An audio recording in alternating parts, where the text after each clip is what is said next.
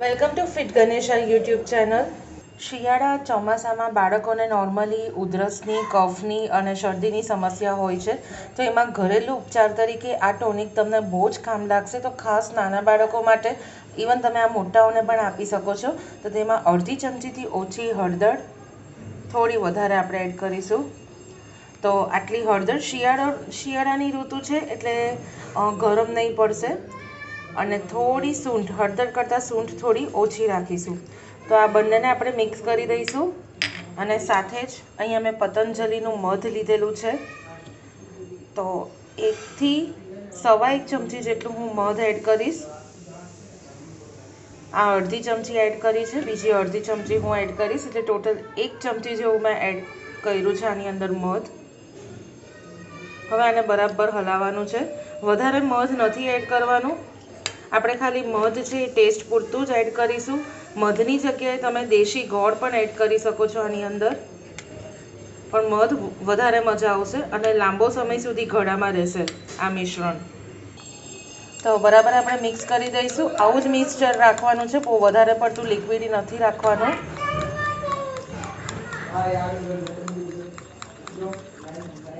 ખાસ તમારે બાળકોને પહેલાં પાણી પીવડાવી દેવાનું, એના પછી જ આ ચટાડવાનું, જેથી 1 કલાક સુધી વગર પાણીએ આ મોઢા અને ગળામાં રહેવું જોઈએ.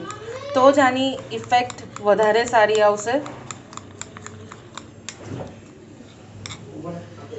આને ખાસ રાત્રે સૂતા પહેલાં ચટાડવું જોઈએ, જેથી આખી રાત અસર રહે, તેની આખી રાત સરસ અસર રહે અને બહુ સરસ રીતે કામ કરશે. અને સાથે જ સવારે કલાક ગળામાં રહે એ રીતે તમારે ટાઈમ સેટ કરીને આપવો જોઈએ. તો એટલું સરસ ટેસ્ટી લાગે છે કે નાના બાળકો પણ જાતે ચાટી લેશે.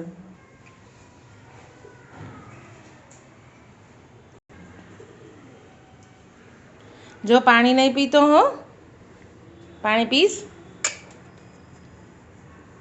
તો શ્યોર બાળકો બધું જ ફિનિશ કરી દેશે અને ઘણી રાહત મળી રહેશે.